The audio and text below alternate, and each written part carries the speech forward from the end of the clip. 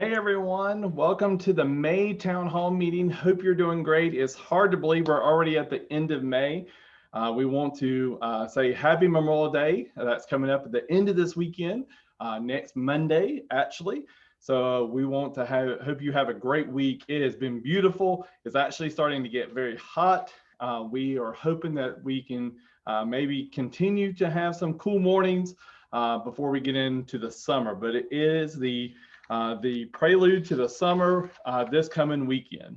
So we kind of want to give you a few updates about what's been going on since our last town hall meeting, and then of course what will be happening over the next couple of weeks until our next one. But from a COVID standpoint, first of all, in independent living, we have no cases and we currently have no one being tested for that, which is great. And we are starting to see the numbers come down in our community overall, and then of course the state and across the nation, we have seen lower numbers in regards to that. So if you keep up with that, it is heading in the right direction. We might be able to get our summer back after a year and a half of having all these different restrictions. From a healthcare standpoint, in the med center and the care center, because of that county community positivity rate is below 5%, we are now only having to test staff and residents every month, and unless there's an incident, and then of course we have to go back to the weekly testing until there is actually 2 weeks of negative tests on everyone. So it looks like we're heading in the right direction. We want to continue to do that. So we encourage you to do everything you possibly can. Encourage your family members to do everything they possibly can. Of course, the vaccines seem to be helping in regards to that for the most part. I do want to start sharing the screen, kind of go over the campus protocols that we put in place that you received last week. This should be helping people feel a little bit normal. But anyway, it is very important to read the 4 pages that you received very, very carefully, and note that these could, of course, change just like any other time if there's any type of COVID activity on our campus. But so far, no cases in the healthcare, no cases in independent living, and we're only doing regular testing. The governor changed the new protocols for the executive order late last week. He actually, or a week and a half ago, basically had changed his executive order at about 1:40 in basically a press conference. So we had to go ahead and start doing some major changes. But one area that did not do any major changes is in the healthcare areas. That's the care center and the med center. Residents, staff, and visitors of those 2 areas are still required to wear a face mask when they're in there. They also must social distance and adhere to the COVID precautions that they had already set forth and until further notice. Employees' children, of course, are not allowed to be on our campus for an extended period of time. But because of that new governor's order, there was quite a few things that changed in the independent living. The first thing, which everybody is excited about, is the mask. If you are vaccinated, fully vaccinated, which is 2 weeks after your second one, you can refrain from wearing your mask in Carolina Village. However, if you want to wear your mask, it is totally okay to do that. No one's judging you for that. That will, of course, fully protect you with the vaccine as well as the mask. One thing that Carolina Village is not going to do is we're not going to police the mask usage on our campus. So it is everyone's responsibility.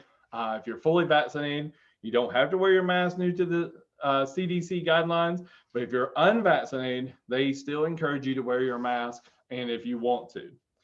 In-home visitation for independent living, not much change there for everyone. We still allow for residents to have guests in all of their units, including overnight, but we are still screening you at the front gate. We're still having a single point entry at the front gate, and the back gate is for exit only. We are asking that guests are not permitted in the common areas except for elevators that is traveling from the resident's home and to the parking lots. And of course, we're asking them to use the shortest distance. Housekeeping has not changed. We are back in doing that in the units. However, if you have guests, we will not be doing that service there. And of course, we're asking that you sanitize your own home for that piece of it. And the guest rooms are also available. So not much changed from the previous time, other than the fact now the mask mandate. Quarantine periods for hospitalization and overnight is not required for those people that have received their second vaccine. Of course, we ask that you continue to let us know when you're going off campus through the Village Hub or the front desk. However, if you are fully vaccinated or unvaccinated and you're showing signs of COVID-19 because you are not 100% immune to it, anyone showing those signs, we are quarantining those individuals. We haven't had to do that so far. And any unvaccinated residents that have been exposed to a positive individual, we are still following the CDC guidelines for that particular scenario. The main dining room to go and delivery areas haven't changed. We will talk a little bit about this upcoming weekend here in just a little bit, but you can read, we still have that with limited capacity, and there is no visitors allowed in the dining room, okay? So that is an important part. We've had a couple of incidents where visitors have come with residents. No visitors are allowed in the dining room or any common areas or activity rooms while they are here, okay? Of course, we are still doing the melamine containers. Please make sure that we get those back so we don't have to go back to the disposables.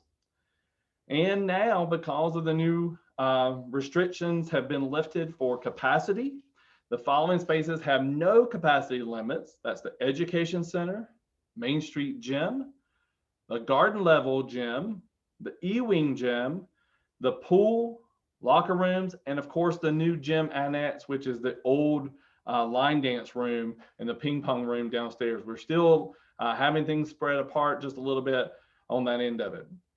Village Hall, we are still trying to do a 70% or 70 capacity. So 70 individuals can be there at one time.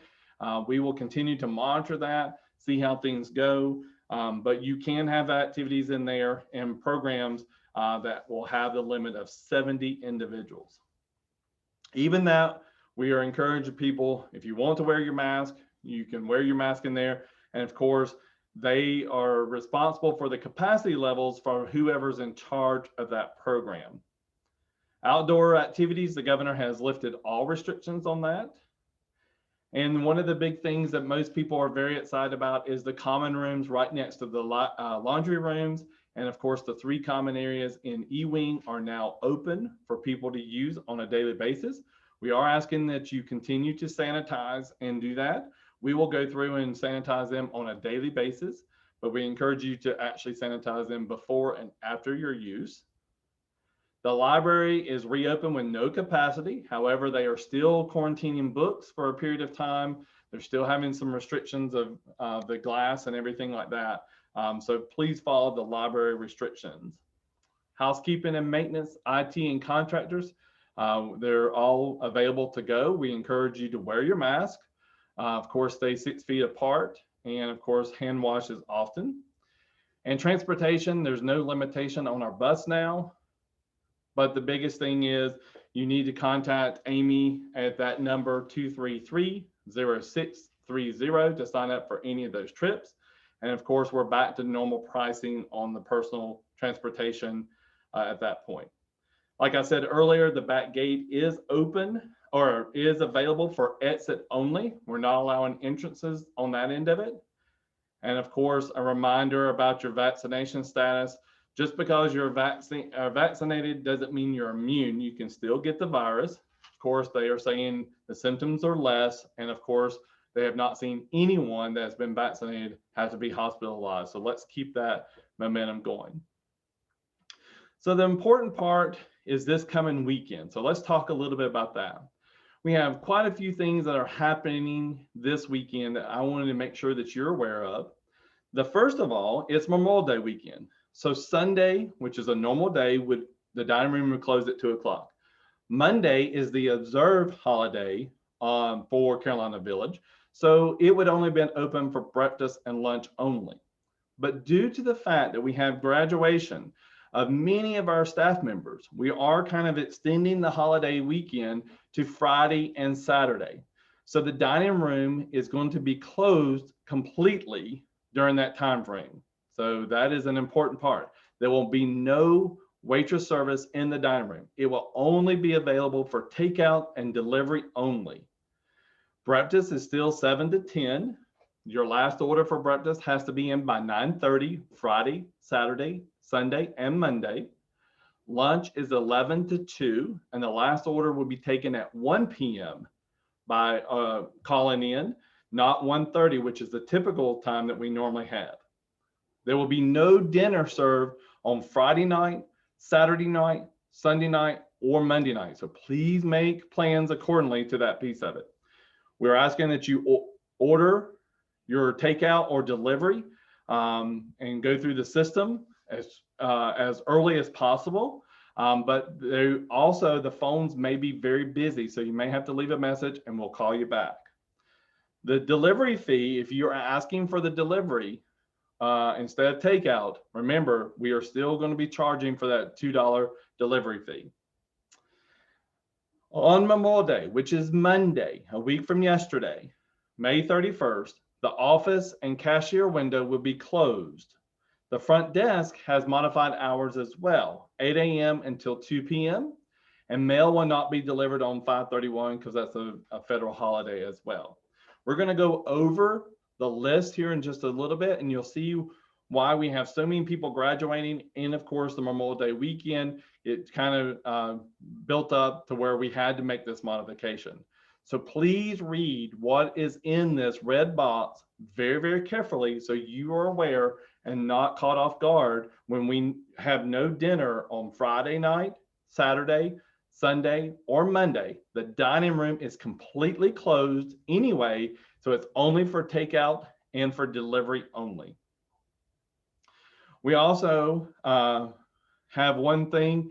Since we have been kind of isolated for a year and a half, we're actually asking everyone to wear their name tags for a period of time so we can kind of get reintroduced to everybody and kind of get familiar with everybody's faces.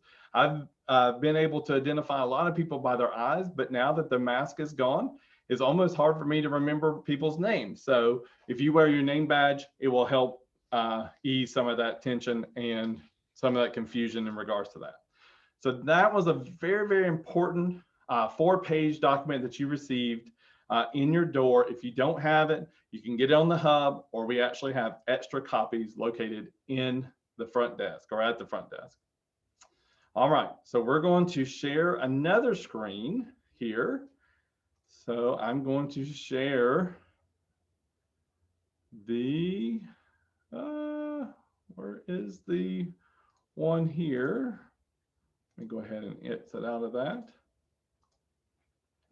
I want to bring up the graduation list. We have quite a few people graduating this year, which is a great accomplishment for our staff. As you can see, we have quite a list here, a long list of people. So in the dining services and the independent living, Zechariah McDaniels is graduating from North Henderson. Paris Featherstone is graduating from North Henderson. Summer Pridmore from North Henderson. Ruby Lozano is from the Career Academy at Blue Ridge Community College. Dorian Allen from Hendersonville High. Kivante Peterson at Hendersonville High. Zoe Jones at East Henderson, and Anna Sherman from West Henderson. We also, Nora Stepp in our marketing office is receiving her bachelor's degree from Mars Hill University. And in our healthcare areas, we also have quite a few people. Sierra Strickland, she's graduating with her pre-health associate's degree from AB Tech. Karen Hill has received her bachelor's in science of nursing from Grand Canyon University. Sarah McCall is graduating from East Henderson High School. Ian Reniger is graduating from 2 Highland Academy and Blue Ridge Community College this summer. And Savannah Tadlock is receiving her BSN RN degree from Western Carolina University. So as you can see, we have quite a few people across our campus graduating this weekend. So congratulations to each and every one of them. They all have graduations either Friday or Saturday. So that was, again, another reason why we had to make a modification in some of our services this weekend. So congratulations to all of our graduates. We're very, very proud of you, and we're looking forward to your bright future. All right, so I'm going to stop sharing that and kind of give you some additional information. The scholarship information, especially for those individuals that just got on that list for graduates, the scholarship applications are now out for Carolina Village employees and or their dependents. It's a great endowment program that we're very excited about, and many of you have supported over the years, and we really appreciate that. So the applications are out now. They have until June 25th to complete the 8-page application, and they actually have to write 2 essays as well. And of course, Ms. Korn, her birthday program this year and her support for the scholarship program is always overwhelming. Gratitude for that. And so she has dedicated again another one of her birthday strictly to all the funds received that she's getting from those birthday cards are going straight to the scholarship fund. So again, thank you to all the residents out there that have supported the Carolina Village Endowment Scholarship. We actually give out 3 scholarships. Some are the endowment, which is the general scholarship fund. Then we have 2 specialty scholarships. We have the Harriet Percy Scholarship. That goes to an individual that is going into the medical field. And then we have the John Wold Scholarship, which is going to any field, but it has to, the employee or the dependent has to work during the time of this scholarship receiving of those scholarship funds. So lots of things going on. We will announce that in July, the winners of the scholarships, and they will receive that before they go to the fall semester. So, so if you know a staff member that or their dependent that is needing that, they need to make sure that they get that scholarship application in by June 25th. Update on the Gatehouse project. Lots of activity is happening at our front entrance. We're very excited to see that movement happen. So the stormwater, all the stormwater work is completed at this point. You probably have seen work being done at the very front of the entrance all the way down by White Quail. They're now working on forming the sidewalk, so you can kind of start seeing how that's going to take shape. And then, of course, this week, we're removing a lot of dirt. And then, of course, we're going to be bringing in a lot of gravel for that bypass road so we can get the storm water and water lines, or the water line and, of course, the sewer line relocated so we can start building the actual gatehouse itself. And hopefully we can start seeing that work here in the next couple of weeks. So a lot of activity, so please be careful when you're in that area. There's trucks going in and out. There's people standing on the side of the road. But the other important part, the sidewalk will not be available past White Quail Trail and until after the construction.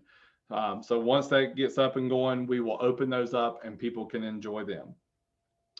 So I want to kind of also, we'll let you know more updates, and we may have to be posting some additional work that will be happening on the Gatehouse. So last Wednesday night, we did have a little bit of an episode of some things happening here on our campus that we were not aware about until Thursday. And then, of course, it is the Cadillac converters on the hybrid Priuses. We had 3 of our vehicles. 2 were Carolina Village residents, and 1 was a family member's Prius here. They actually had their Cadillac converters taken off of those vehicles and were stolen at that point. We weren't the only ones. The same night, there was about 6 vehicles that happened at the Asheville Airport. And we also had some incidents that happened at Lake Point Landing. So quite a few years ago, maybe about 10 years ago, we had what we call the I-26 Bandit. Some of you may remember that. We didn't have any episodes here, but lots of people along I-26 did have an episode of where they had some people breaking into stuff. But we have beefed up our rounds. We are continuing to watch what's on our campus. The cameras are, of course, we're making sure that they're all working so we can be fully aware of what's going on in regards to that piece of it. We're not exactly sure how the individuals got on our campus or how they actually knew of these because they were not in the same locations.